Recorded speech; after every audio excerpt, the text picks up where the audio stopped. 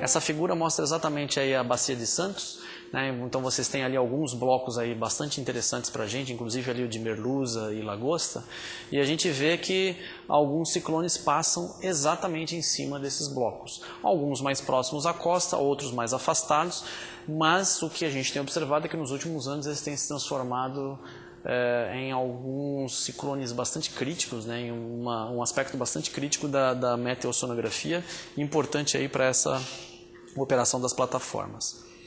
Só para vocês terem uma ideia, né, a malha de produção do Golfo do México é bastante diferente, ela é muito mais ramificada e muito mais avançada do que a nossa ainda na Bacia de Santos, obviamente também porque eles operam já há bastante tempo. E vocês veem aí o Rita e o Katrina, né, exatamente o caminho que esses dois furacões seguiram, passando por dentro da malha e, grande diferença nossa, eles têm exatamente um sistema de aviso e de atendimento a emergências que é compartilhado. Então todos os operadores da bacia, todos eles, têm os seus sistemas de previsão, mas eles trabalham de forma cooperada em um único centro que é coordenado ali pelo Centro Nacional de Furacões nos Estados Unidos, pela NOAA, e ali é que eles conseguem tentar diminuir o risco e dar algum atendimento a qualquer emergência que pode acontecer ali no Golfo. Para vocês terem uma ideia, eles fazem esse tipo de sistema de aviso, então a hora que eles detectam um ciclone perigoso, no caso aí uma tempestade tropical que pode se transformar num furacão, eles imediatamente começam a simular e modelar avanço disso no tempo para saber em qual lugar que ele pode atingir e tomar as medidas necessárias, ou evacuação, ou mesmo acionar os sistemas de terra para auxílio e apoio logístico dessas plataformas, coisa que infelizmente aqui no Brasil a gente tem de forma muito isolada, cada operador tem o seu, mas não de forma cooperativa, não de forma cooperada, né? Quando a gente olha naquele zoom que a gente viu do Atlântico Sul, a gente observa aí para os próximos 15, 30 anos, aí, a gente tem estimativas de no máximo um aumento de 25 centímetros do nível do mar.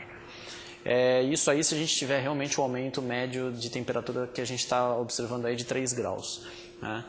Isso é um número imaginário, né? Não é muito grande, as pessoas podem pensar, isso praticamente não é nada, 25 centímetros hoje para a costa, eu estou operando com uma bacia offshore, vai ter um impacto pequeno.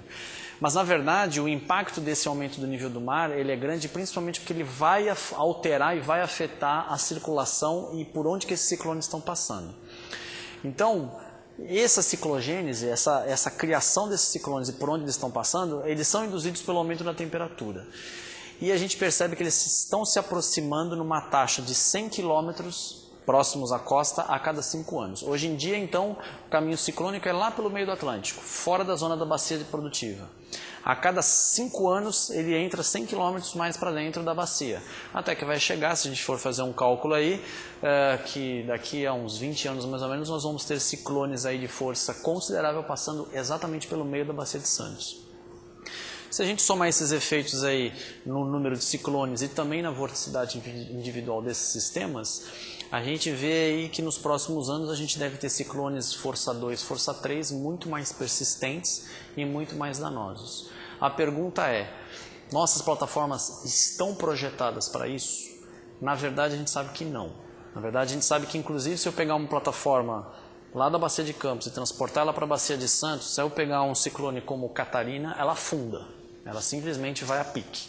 Ela não suporta a intensidade de ondas nem a intensidade de ventos para a qual ela foi projetada, que na Bacia de Campos é totalmente diferente. Por que hoje a Bacia de Pelotas é ainda uma incógnita? É uma incógnita porque o custo de operação dela é extremamente caro. Petróleo há, da mesma forma que na Bacia de Santos. Só que fica muito complexo eu operar num sistema tão perigoso quanto é o que a gente tem hoje, por exemplo, o Cavalo Marinho, que é o mais próximo da Bacia de Pelotas, onde a gente consegue aí ter facilmente mar de 7, 8 metros de altura, com intensidade de ventos acima dos 100 km por hora. Então, o que a gente vê aí de necessidades para a Bacia de Santos? Primeiro, a gente precisa de um comitê de defesa. A gente não tem isso hoje em dia aqui na bacia. Operadores, agências, órgãos ambientais, todos falando na mesma língua, da mesma forma que acontece quando toca o telefone vermelho nos Estados Unidos.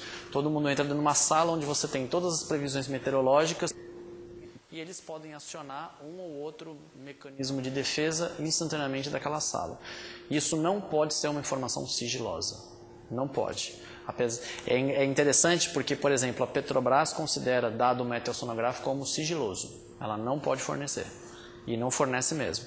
Só que quando a gente está falando numa bacia onde os blocos são subdivididos, a gente tem que propagar um pouco mais essa informação. Precisa de um forte componente de monitoramento com pesquisa e aplicação, que hoje em dia está muito reduzido a um grupo muito pequeno de pessoas. Aqui no Brasil, o número de pesquisadores e de consultores que operam e trabalham na operação de bacias petrolíferas, mesmo para licenciamento, não passa de meia dúzia. Então são por volta de umas 6 empresas de consultoria que trabalham nesse ramo e que têm acesso aos dados e que produzem alguma coisa. Se a gente for ver no Golfo do México, a gente está falando aí de um universo de 200, 300 companhias de consultoria. Então tem alguma coisa errada nesse balanço de forças aqui. E, obviamente, os dados têm que ser públicos, nem que seja depois de um determinado período de tempo. Por exemplo, 5 anos depois de operação, esses dados têm que se tornar públicos, senão a gente não consegue usar eles para previsão. Esse é o grande problema que a gente tem. A gente sabe que é difícil, existe na verdade, quando você precisa operar um bloco, você precisa fazer o licenciamento ambiental, e o licenciamento ambiental você precisa desse dado. Esse dado é estratégico e é caro, é extremamente caro fazer um licenciamento desse tipo. Mas o que a gente percebe é que a qualidade está caindo justamente porque está na mão de poucas pessoas, e tanto a operação desses dados, a manipulação desses dados, quanto a produção desses licenciamentos. Então isso é um quadro que precisa ser alterado, senão daqui a pouco a gente vai ter exatamente isso. Daqui a 5, 10 anos, um evento como um furacão desses tombando uma plataforma de petróleo, todo mundo... Ninguém sabia do que ia acontecer. A gente sabe que está chegando bem próximo do nosso limite operacional. É basicamente isso. Tenho meus e-mails para contatos, tá? andré.lbelém@gmail.com e observatoriosonográfico@gmail.com. Estou à disposição aí para tirar qualquer dúvidas. Obrigado.